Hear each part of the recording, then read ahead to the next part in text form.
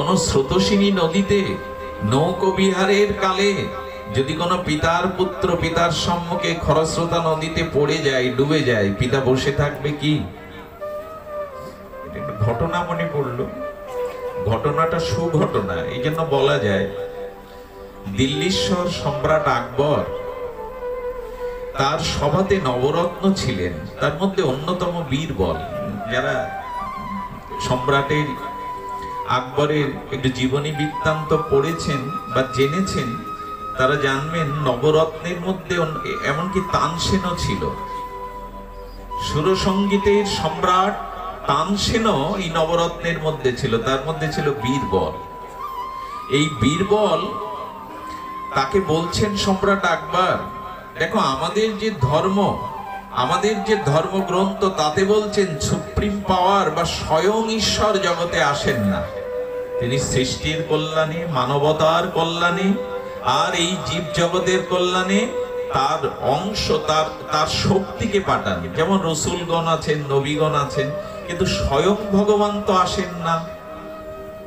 সম্রাট আকবরকে কে বোঝাবে? ইয়াদা ইয়াদা হি ধর্মস্য গ্লানি, এই শ্লোকটা উনি মেনে নিতে পারছেন না যে আমি বারবার আসি, আমি স্বয়ং আসি। যখন মেনে নিলেন না, আকবর করলেন কি, সম্রাট আকবরের যমুনাতে আর এই দিল্লির বুক চিরে যে নীল যমুনা ব্রজ হতে বৃন্দাবন হতে প্রবাহমান হয়েছে, এই যমুনাতে উনি পূর্ণিমার রাত্রে নৌকবিহারের বড় শখ ছিল ওনার। তো উনি ওনার বিশ্বস্ত সেনাদের নিয়ে আর পূর্ণিমার রাত্রে নৌকবিহারে নীল যমুনায় বেরিয়েছেন। খরস্রোতা যমুনা তখন, আজকের শুকিয়ে যাওয়া স্রোতহীন যমুনা নয়, খরস্রোতা যমুনা। নৌকবিহারে মাঝখানে যখন পরম প্রকৃতির সৌন্দর্য, পূর্ণিমার রাত আর নীল নীলিমায় সেই যমুনার আনন্দ নৌকবিহার আস্বাদন করছেন, সম্রাট দেখলেন তার শাহজাদা নৌকার মুড়িতে বসে পা দোলাচ্ছে এবং পা দোলাতে দোলাতে খরস্রোতা যমুনায় পড়ে গিয়ে সে বলছে, আব্বাজান আমাকে বাঁচান, আমাকে রক্ষা করুন। সম্রাট আকবর সঙ্গে সঙ্গে ঝাঁপ দিলেন।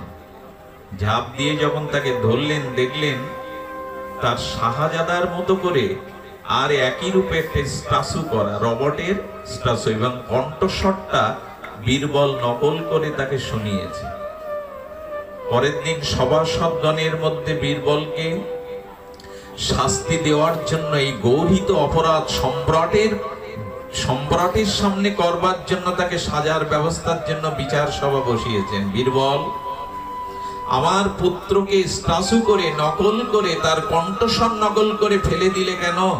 আর আমিও বা কেন যমুনায় ঝাঁপ দিয়ে তাকে তুললাম? এই গৌরিত অপরাধের সাজা তোমাকে নিতে হবে।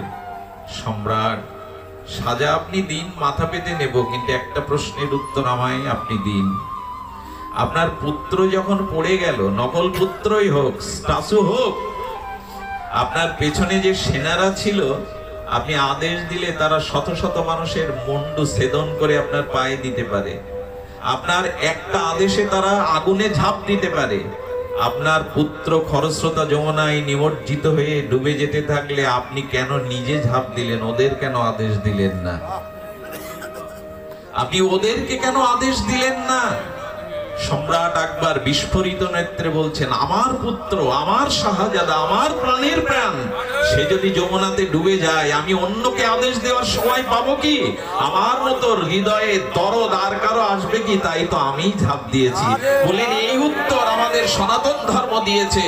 আমরা অমৃতের পুত্র, আমরা ঈশ্বরের অংশ।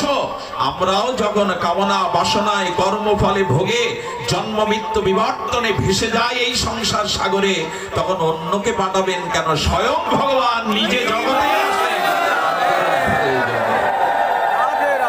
বীরবলের এই বলিষ্ঠ যুক্তির উপদেশ মেনে নিয়ে বলেছিলেন আকবর, আজ থেকে আমার বিশ্বাসে এলো এই জগৎ জীবকে তরবার জন্য স্বয়ং ভগবান মাঝে মাঝে জগতে অবতীর্ণ হন। তাই পদকর্তা বলছেন, দৃষ্টি দাও, আমার দিকে একবার চাও। আমি যে জন্ম মৃত্যু চক্রে ভেসে গেছি, আমি যে বারবার এই জন্ম মৃত্যু চক্রে সংসার মায়াময় সাগরে ডুবে যাচ্ছি, কৃপা দৃষ্টি বিষ্টাতি দিনম, দাও আমার দিকে দৃষ্টি দাও।